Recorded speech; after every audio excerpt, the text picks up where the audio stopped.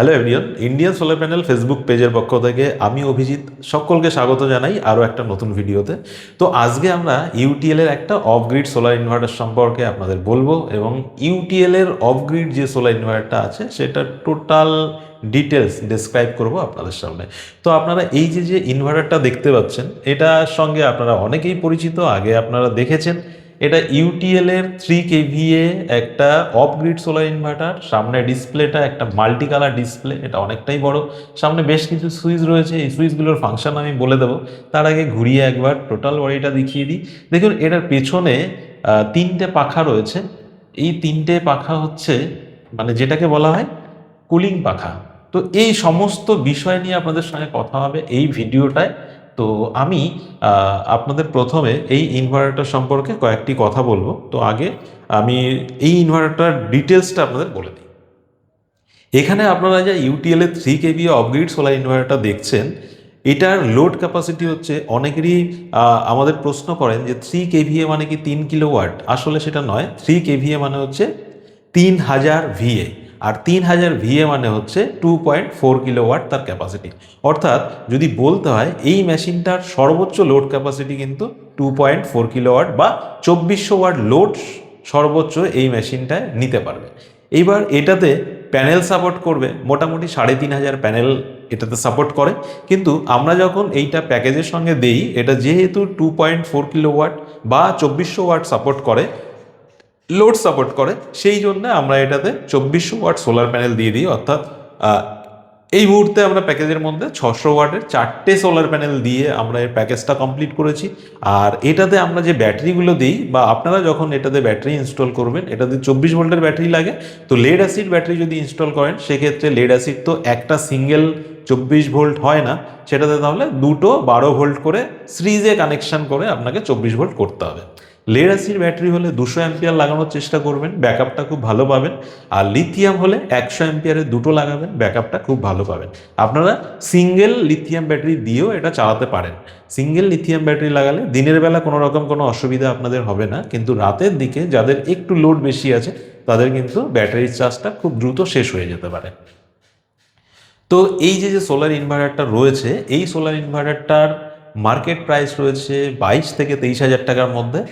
আর এই ইনভার্টারটা দিয়ে দুটো লেড অ্যাসিড 200 অ্যাম্পিয়ারের ব্যাটারি দিয়ে এবং 4টে সোলার প্যানেল 600 ওয়াটের টপকন বাইফেশিয়াল প্যানেল দিয়ে, সঙ্গে ডিসি ওয়্যার সমস্ত ইনস্টলেশন ইকুইপমেন্ট দিয়ে আমরা এটার প্যাকেজ রেখেছি 1,40,000 টাকা।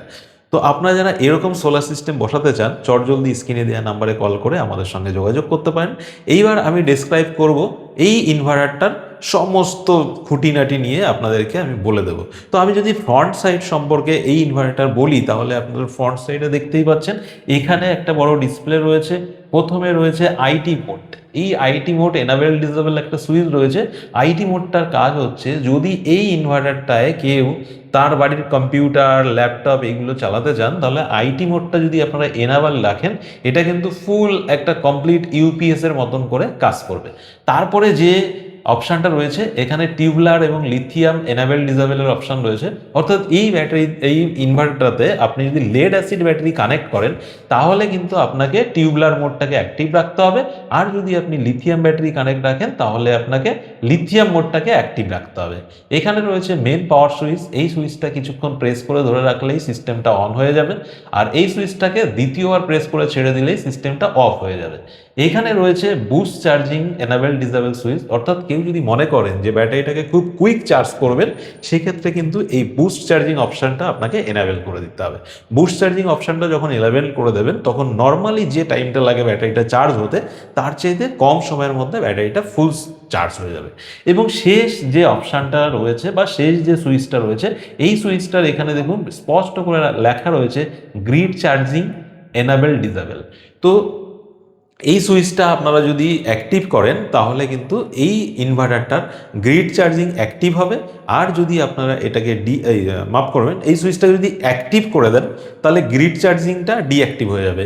অর্থাৎ ইলেকট্রিক লাইনের সঙ্গে সংযোগ থাকা অবস্থায়ও ব্যাটারি কোনোভাবেই গ্রিড থেকে চার্জ হবে না বা ইলেকট্রিক থেকে চার্জ হবে না। এর মানে হচ্ছে আপনার ইলেকট্রিকের খরচটা কমানোর জন্য কিন্তু এই সিস্টেমটা করা হয়েছে। এইবার যদি আপনাকে মনে হয় যে না আমি গ্রিড থেকেও চার্জ করব, অর্থাৎ আমাদের অনেক সময় বর্ষাকালে সানলাইট কম থাকলে আমাদের কিন্তু এই অসুবিধাটা হতে পারে। ব্যাটারিটা আমরা যদি গ্রিড থেকে চার্জ করে রাখি তাহলে কি কোনো কারণে লোডশেডিং হয়ে গেলে আপনি ব্যাটারির ঠিকঠাক ব্যাকআপ পাবেন, কারণ বর্ষাকালে সানলাইট ভালো না থাকলে ব্যাটারি কিন্তু কমপ্লিট চার্জ হতে পারে না। তো এই জন্য গ্রিড চার্জিং এনাবেল ডিসেবল সুইচটা খুব গুরুত্বপূর্ণ। এরপর আমি পেছন দিকটায় যে বিষয়গুলো রয়েছে সেগুলো সম্পর্কে যদি বলি, তো প্রথমেই আপনারা দেখুন এখানে এটা রয়েছে এসি 3 পিন টপ, অর্থাৎ এটা দিয়ে ইলেকট্রিক লাইনের সঙ্গে কানেক্ট করতে হয়। আর এখানে দুটো ওয়্যার রয়েছে, একটা রেড কালারের একটা ব্ল্যাক কালারের, এটা কিন্তু ব্যাটারির সঙ্গে কানেক্টার ওয়্যার।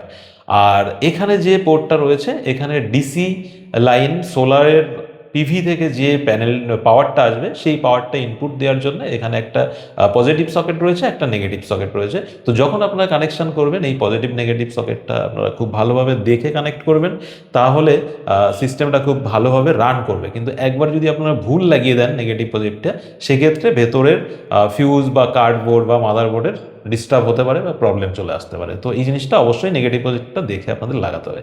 এখানে 3টে কুলিং ফ্যান রয়েছে। এই 3টে কুলিং ফ্যানের কাজ হচ্ছে ভেতরের টেম্পারেচারটাকে নিয়ন্ত্রণ করা, অর্থাৎ ভেতরের যে টেম্পারেচার সেন্সার রয়েছে সেই টেম্পারেচার সেন্সার যখন মাদারবোর্ডকে নির্দেশ দেবে যে ভেতরটা গরম হয়ে গেছে বা ভেতরের টেম্পারেচারটা বেড়ে গেছে, তখন কিন্তু এই কুলিং ফ্যানগুলো চেষ্টা করবে ভেতরের টেম্পারেচারটাকে নিয়ন্ত্রণে রাখার। অর্থাৎ টেম্পারেচার অনুযায়ী এই পাখাগুলো কখন চলবে কখন চলবে না সেটা কিন্তু নির্দেশ দেবে মাদারবোর্ড। তো এই পাখাগুলোর কাজ হচ্ছে ভেতরের টেম্পারেচার নিয়ন্ত্রণ করার, এবং পাখাগুলো যখন চলবে তখন এই মেশিনটার ভেতরে কিন্তু খুব জোরে হাওয়ার আওয়াজ হবে। এটা নিয়ে বিভ্রান্ত হওয়ার কিছু নেই। তার কারণটা হচ্ছে টেম্পারেচার নিয়ন্ত্রণ ফ্যান সে তার প্রয়োজন অনুসারে রান করে এবং সে তার প্রয়োজন অনুসারে আবার বন্ধ হয়ে যায়।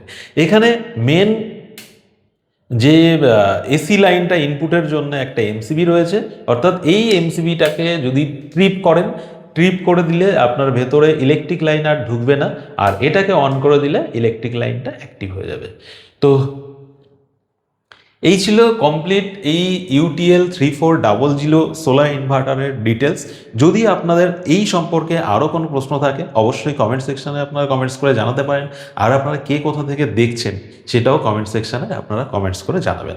আজকের ভিডিও এখানে শেষ করব, আবার দেখা হবে পরবর্তী কোনো ভিডিওতে। সকলে ভালো থাকবেন, সুস্থ থাকবেন। আজকের মতন টাটা, বাই।